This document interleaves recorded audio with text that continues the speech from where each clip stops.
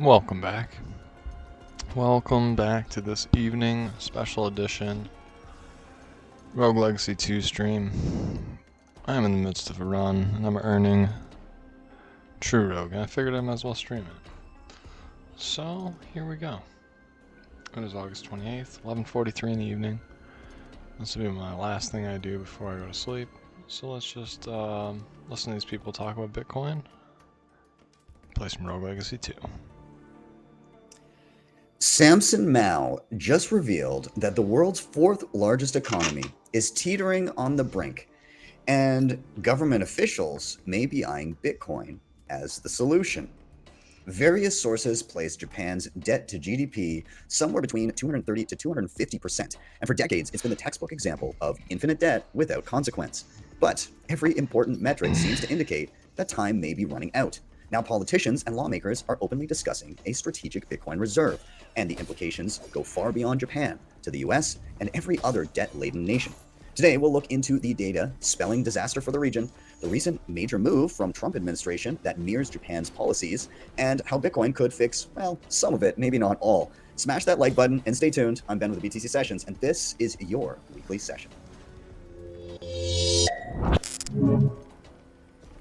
I want to welcome to the stage my co-host with the most, Mr. Nathan Fitzsimmons of Bitcoin Mentor. How's it going, buddy? Pretty good, sir. Pretty good, sir. I see you're back on the road, always traveling these days. Did you happen to see that Google's looking at basically no KYC apps? We're having no KYC apps going forward. Yeah, that is horrendous, and we need to discuss that and arm people with some solutions, how they can navigate that, because, I always thought that, Android would be the safe place. Maybe not anymore. No. Yeah, it's unfortunate. But let's get into this Japan thing and what Samson Mao had to say just recently. This is a tweet from him. I'll get us off to the side here and make us pretty. Okay, so Samson Mao.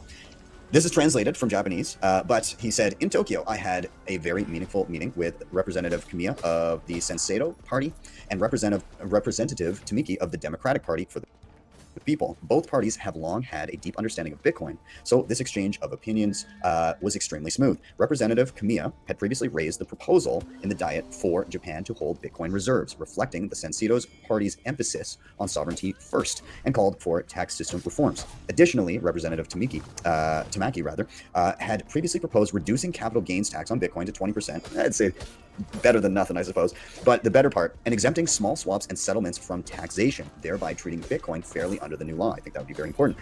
I mainly focused my explanation on the limited opportunities for governments around the world to accumulate large amounts of Bitcoin for strategic Bitcoin reserves. I hope to have further opportunities for exchange of opinions in the second half of the year. Again, this him quoting a tweet from Jan 3, his company here, with the various representatives that he was with. So before we kind of dive into implications of this, let's take a look at the story with Japan. Why are they in such dire straits, and like how bad is it? So first off, again, Japan government's debt to GDP. So how much debt do they have versus the gross domestic product, the productivity of the entire economy? And it's somewhere between here, just from Google, between 215 and 260%, which is insane. So like all of the revenue that the entire country earns over the course of a year, their debt is two point something times that. They could spend every bit of money for 2.5 years, and that's how long it would take them to pay off their debt. It's like if you had a household income of $100,000 and you owed 250 grand just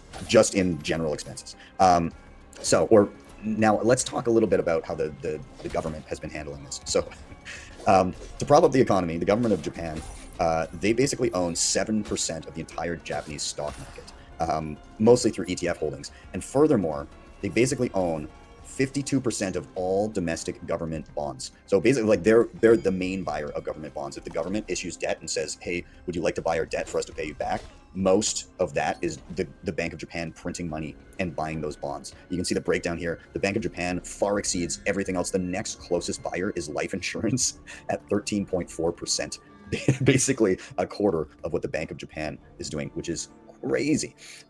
Now, because of that, there's obviously major issues here in that if debt costs go up, they balloon quickly because there's so much of it. And so we've seen the 30-year treasury is jumping to 3.23%, the highest level in history. That's not good for Japan when they're trying to pay down some of that outstanding debt. And we can see it. This is an article from just a couple of days ago. Japan Ministry to request record sum for debt servicing costs they've seen in a draft. Furthermore, because there's monetization of the debt, they had to do that by creating new currency units. And so the Japanese yen has not been having a good time. You can see here over the past 5 years, the yen was around 100 per $1 and now it's sitting up at 146, 147. So basically like half the value of the currency. It's become dropped by 50% or so. Now we were kind of looking in before this show, like in how many different ways could this go wrong? And it's basically like you're damned if you do and you're damned if you don't. And so like what would make the debt unpayable? So sustained inflation. If inflation stays above 2 to 3%, while the Bank of Japan keeps yields capped, the yen can collapse and it would destroy purchasing power and it would trigger capital flow. You could have a loss of market confidence if the domestic buyers like banks and pensions refuse to keep on grabbing those bonds. The Bank of Japan is forced to monetize everything, basically buy all of the debt and create money to do so. Rising rates also wouldn't be good because if they want to raise rates to stop the yen from collapsing, even to 3 to 4%, it would make interest costs exceed tax revenue. So this is the craziest stat.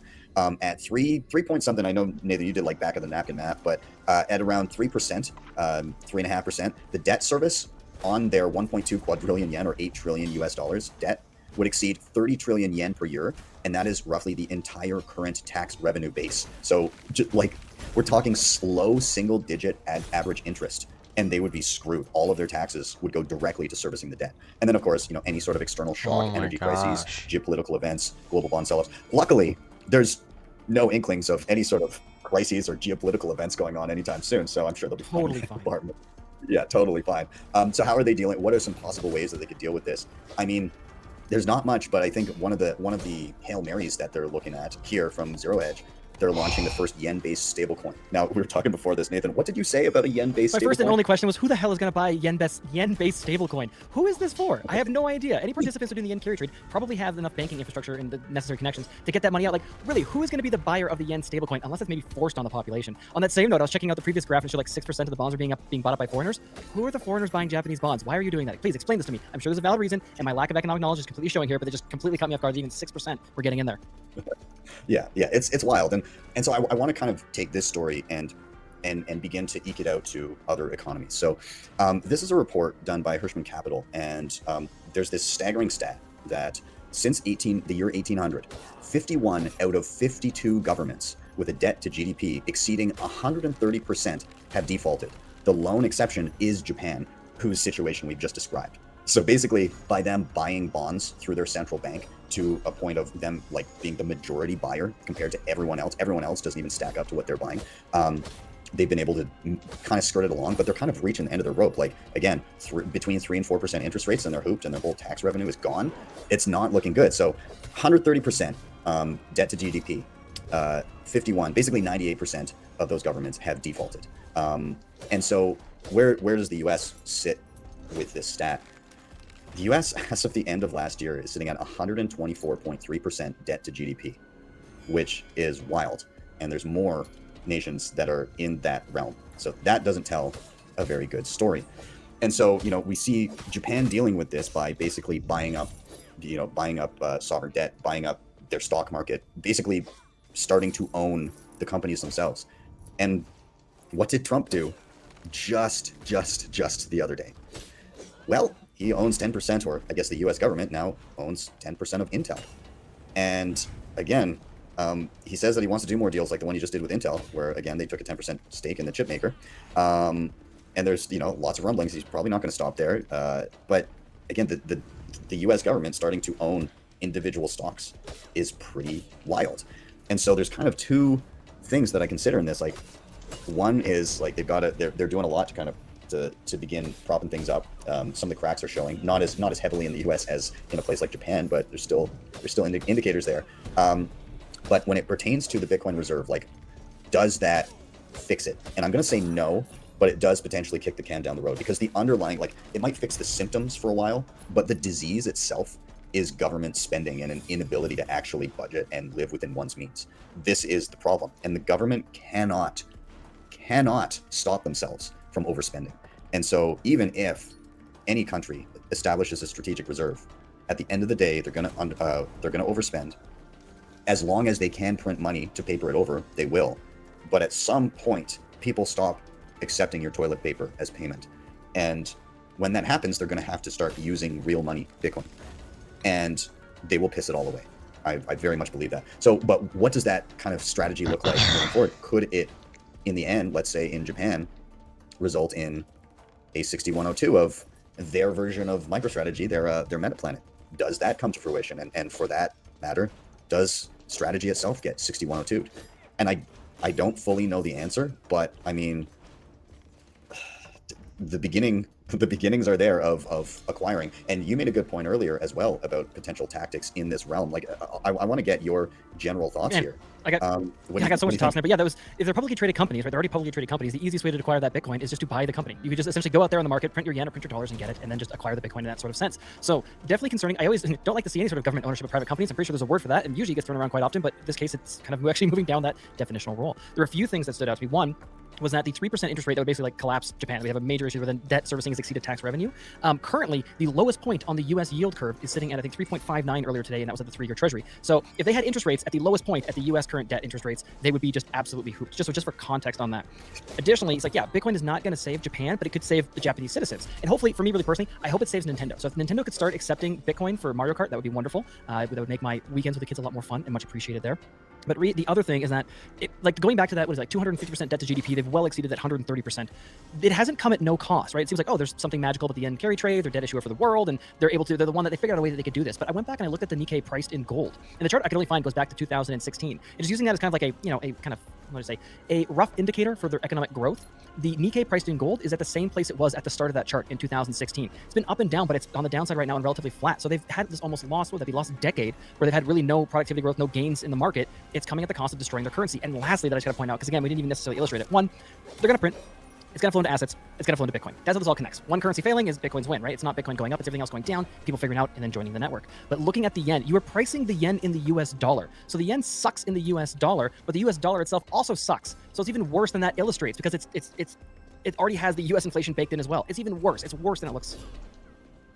Yeah, 100%. And I mean, all of this stuff, Japan, but getting into the US side of things, it's just scratching the surface of a number of things that have happened recently that are beginning to erode trust in all of the institutions. And we're going to be touching on that momentarily. There's so much that has happened very, very recently, but I mean, even just leading up to it in this past, not even full year, like the Fed is having issues, namely from this administration, undermining it and calling into question its independence. And everyday people are starting to be like, how does this work? And we're going to touch on a few things that happened just in this past week on stateside that I think is really going to make people question, like, is this the beginning of the end? Like, is this where the fourth turning comes about? And if anybody hasn't read The Fourth Turning, I highly recommend it.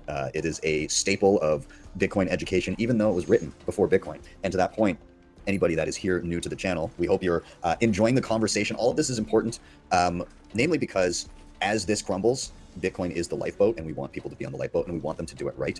And so we obviously focus on education and making sure that people can not only obtain Bitcoin, but secure it themselves in a self-sovereign way. And we'll be touching on a number of different ways to do that and always providing resources. But if you get the chance, head over to our Bitcoiner Zero to Hero page, the Learn page over at btcsessions.ca. There's a QR code right there. You can scan it, and you can just get started with free step-by-step tutorials, get your first Bitcoin wallet, learn how to obtain it, secure it with hardware, all kinds of great stuff there. Highly recommend. And if you ever need some one-on-one help, of course, myself, Nathan, Gary, bunch of others on the team, Bitcoin Mentor, we got you covered. If you need a little bit of premium one-on-one, we can handle it there too. But Nathan, we're gonna discuss the further shitification of what's going on stateside as well, and we'll do that right after the break. But we're gonna give a quick shout out to our sponsors. If you're enjoying the convo, everybody, make sure you give that like button a tap, and we'll see you in just 1 minute.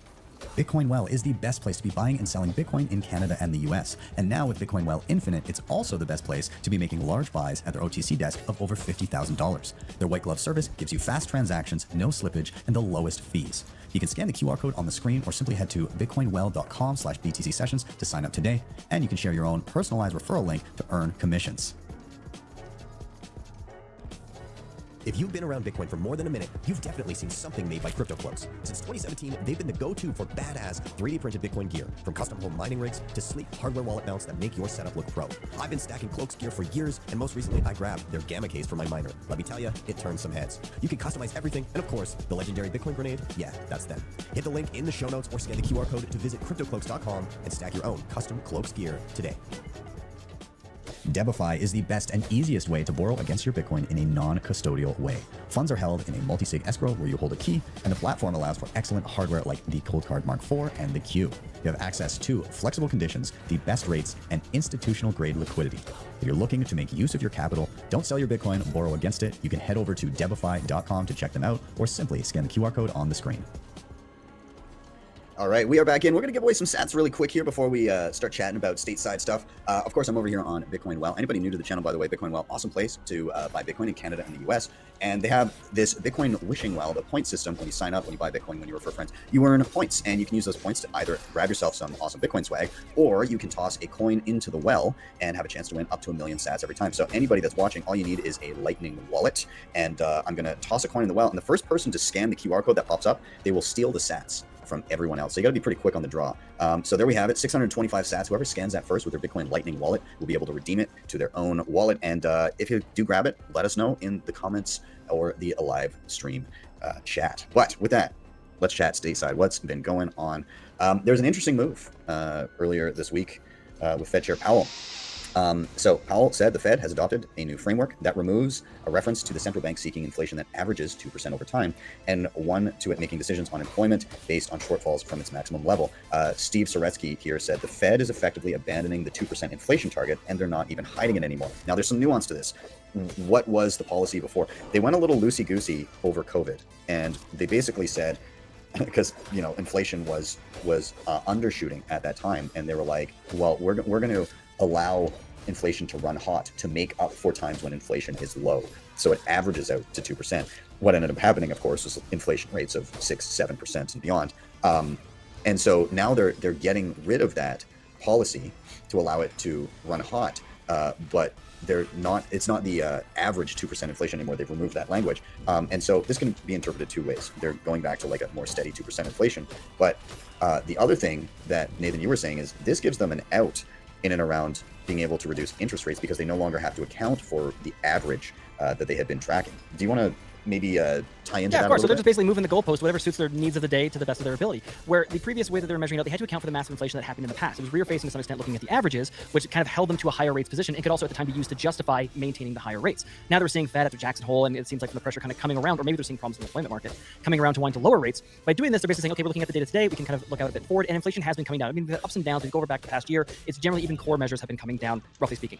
So this sets them up to no longer have to worry about the previously high inflation, and it gives them the ability to kind of respond to the data of the day and focus more on employment as the second mandate. So Steve's right here. They're basically setting themselves up to for justification to cut, saying that we don't have to worry about undoing the high inflation rate that happened previously. We can ignore that, just look at the current data and move forward. And they will keep doing this. They will always do this. It's like the rebalancing of the inflation baskets. Like, oh, steak went too high. We're going to substitute steak with ground beef because that's the same thing, right? They're statisticians. They will play with the numbers to give them the answer that they want so they can go ahead and do what they were already going to do anyways. Yeah, the economic reality. It's in no way tracking standard of living or anything like that. It's just we need to look like we have credibility, and so we will make the numbers say the thing we want. But the credibility seems to be waning. I was talking about that. There's seems to be heavy fourth turning vibes right now, and so I just want to kind of outline first this fourth turning. So this was written in the 90s by William Strauss and Neil Howe, and I just pulled this up. What the fourth turning says about a loss of trust in institutions. So basically the idea is that there's these ebbs and flows to history, and kind of you have like a great awakening, and you have all of these different kind of generational based periods over typically around an 80-year span. And depending on where you're born in that cycle, you're going to respond differently to your stimuli around you, to environmental factors. And so their generational theory suggests a loss of trust in institutions is a hallmark of the fourth turning, a period of crisis and destruction, where institutional life is dismantled and rebuilt in response to a threat to national survival. During this era, which culminates in societal reset, institutions are seen as failed and must be destroyed and reformed. Key aspects of the theory regarding institutional trust during the fourth turning. The theory posits that institutions, which are typically strong and stable during other phases of the cycle, are perceived as failing or corrupt. The loss of faith leads to destruction of existing institutional structures, and this destruction is not random, but is a response to a perceived threat to the nation's survival, such as war or revolution. And the ultimate goal of this destructive process is to create new institutional structures that are better equipped to handle the challenges of the crisis, and that can lead to a new social order. Funny enough, the existing administration seems dead set on destroying trust in institutions. Just this week, Trump administration live updates. He fired a Fed governor And so the Fed governor now is suing the president over unprecedented and illegal firing. So he said that this was over mortgage fraud and stuff like that. She doesn't have any formal charges or anything like that against her. There's been a lot of back and forth, but the long and the short of it, without going deep into the specifics of the story, is Trump is going and firing Fed governors, and they are meant to be an independent entity. They are not governments. They are their own private thing. Now, in response to this, furthermore, this is again, this was earlier in the month, but a vacancy on the Fed is opening early as Trump urges board to assume control if Powell doesn't cut rates. So he's basically telling the Fed, like, if Jerome Powell doesn't do what I want the entire board to basically mutiny and do what I want. And so he is pushing hard for the Fed to do exactly what he wants. Powell seems to be the holdout there. There's been some dissenting voices from within the Fed itself. Furthermore to that, and we're just going to keep piling it on. Shout out to BitcoinNews.com for the clip here. This was just the other day. Scott Bessent, Treasury Secretary. I have called for an internal review of all the Fed's operations. And this is the kind of thing that needs to be addressed because the Fed is an unaccountable institution, further sowing doubt and questioning the Fed, which absolutely, yes. It's just ironic that it's coming from the U.S. government itself, because I kind of feel like, Trump wants control. He wants to look good. He wants to be able to drop interest rates and have the economy boom. In the process, he's destroying the credibility of the thing that gives him all that power in the first place. It's kind of like a foot gun moment of, I don't think he realizes that as soon as people don't trust in the existing infrastructure, that power begins to wane. And he's doing it in more places than one. Again, he fired the head of the Bureau of Labor Statistics, and he installed the new commissioner, who is a critic of the BLS. This was in response to, jobs revisions that didn't look good for his administration. Now, he said that it was basically cooked up. The numbers were it was a political move. It was meant to make him look bad. I'm going to call bullshit on that, because this happened throughout the entire Biden administration too. Now, what I will say the difference is that CNN didn't typically cover those revisions when it was Biden, right? Like it was like, everything's great. Let's look at the current numbers. Don't look back at the revisions that show how horrible shit is. It was equally bad. It's just, Trump doesn't like it when CNN can point to bad numbers and has fodder. So here's the jobs. July, only 73,000 jobs added, and they revised May and June down by a combined 258,000 jobs. So clearly, again, like the data just bad in general. Now, on the opposite side of the spectrum, like some of the positives that seem to not be reflecting average life for your average American, the GDP growth is up to 3.3%, the best quarter since 2023. And then, of course, the stock market reaches most expensive valuation ever, surpasses the dot-com bubble and pre-Great Depression levels. So, I mean, all around, I'm getting hard, nothing stops this train vibes. It's like, at all costs, we're gonna bake numbers, print money, pump stocks, own stocks on behalf of the government, whatever it takes to make this look good, to make it look great on paper. Is what will be done. So, Nathan, how are you feeling about all of this? Oh, I absolutely love it, Ben. It's so much fun. I'm immediately reminded of two memes. One is the guy taking a big bong rip while two women are fighting. I love seeing the Fed and the U.S. government, and basically same sort of thing with the monkey knife fights. Like, yes, my enemies, people I don't like, please fight for my entertainment. I'll put everything into Bitcoin and I'll be just fine. But you're right. I mean, a couple weeks ago we referenced a conversation that Ray Dalio had talking about the credit cycles. Very much a kind of similar idea of the cyclical pattern. And again, it would make sense that credit being a human instrument would follow kind of a fourth turning pattern as well too, that they would have some perhaps overlap there. And he cited that quantitative easing, I believe, was one, and the other one was the government taking control over the central bank was a major red flag alarms going off. We're coming to the end of the credit cycle here. So we're all setting up for that. And I want to point out too that regarding both the US dollar, the yen, and even Bitcoin, there is a psychological impact, a psychological factor when it comes to money. That hyperinflation isn't necessarily a trigger that happens from some sort of mechanical reason. It is a loss of faith. Value is subjective. And if that subjective value, that faith that your dollar will have value the next day comes into question, that's when everybody runs for the exits and we get this mass stampede event out. Who knows when that moment will happen? But the more you see this sort of thing, it's just more evidence piling on. The question is, when does the greater population basically wake up to it? Japan, I'd argue, is a little bit closer, and then the US is not necessarily far behind. And again, I'm not surprised to see stocks at all-time highs and things ripping. It's like, yeah, because you're measuring them in dollars. M2 money supply is up. You're debasing the currency. The government is directly buying companies now. You're issuing unbelievable amounts of debt, and we know you're going to issue more. You're setting up the print like nobody's business because you can't possibly service the debt wall that's coming at you full steam ahead. So yeah, the bond market is selling off at the long end in multiple different places around the world because it's either inflation, it's risk and inflation expectations, and it's going to flow into hard assets. Most people are still sitting in stocks. That's where they think it's a safe place to be. They're going to learn that lesson, and it's coming to Bitcoin too. Yeah, 100%. It's just, it's wild because I watch all this news and having read The Fourth Turning, a few years back, and then seeing all these things begin to come to fruition, kind of how it's laid out in the book is you recognize the signs, but to see it actually happen is like a whole different ballgame. And yeah, I do believe that obviously things are already broken, but I don't think it's long. I think the latter half of the 2020s is going to be an interesting ride, and I think we all need to really hunker down and get some generational wealth so that we can weather this storm, because it's not going to be pretty for a lot of different things. And I don't know if I could recommend one other book to go check out, and I'm not saying that it'll be exactly this, but go read When Money Dies. It's about Weimar Germany and the hyperinflation that happened there, and the confusion in markets in and around where value truly was, and like how to allocate in those scenarios. Even if you look at the gold chart, then it was like this, like generally up and to the right, but it was volatile as shit because nobody knew how to price anything. It was crazy. So, when the dollar's your measuring stick and the dollar's broken, as it is, it's really hard to figure out how to price things. And I gotta add to that too, because you bring up a very interesting point going back to Weimar and When Money Dies, is that happened. When that happened, it wasn't a world with the same sort of global connectivity that we have today. And so while that Almost may have made happened in Germany, it didn't necessarily impact the US. That's not the case anymore. There's so much, basically all the markets have basically synchronized. We have money flowing across borders that if the UK, their gilts are up really high, again, too higher than the Liz Truss moment we had a couple years back. If Japan Try has a again sovereign another debt time. crisis, the UK has a sovereign debt crisis, even, maybe not so much Canada, Canada's a little bit off of, even Canada, it's not contained. Thanks for watching, y'all. Appreciate y'all. We'll try again another time. See ya. Have a good night.